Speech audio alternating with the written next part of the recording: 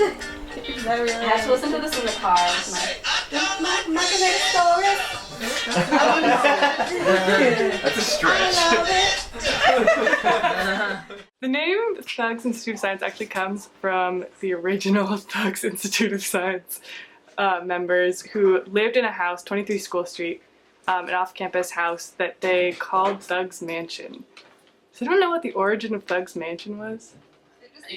They just, I think that it came from the song. It came from the Tupac song. Yeah, they thought they were.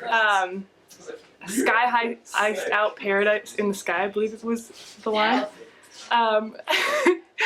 And so they called their house that. A bunch of them had just come back from the bio-FSP the year before, and they sort of missed having science be a part of their everyday life rather than just academic. And so they came up with the idea of Thugz Institute of Science, which is basically just a bunch of students getting together once a week, just hanging out and talking about science. The first thing I was going to talk about is research that got started in 2011.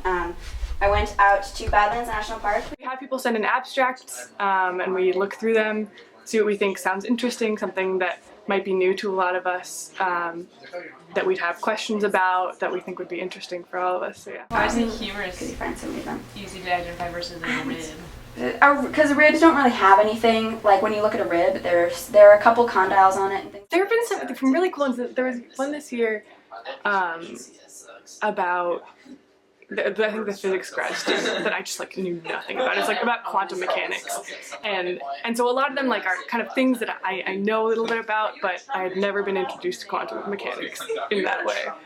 And he just had a whiteboard and like drew a couple axes and like just sat there and sat with us until we understood this one thing about quantum mechanics.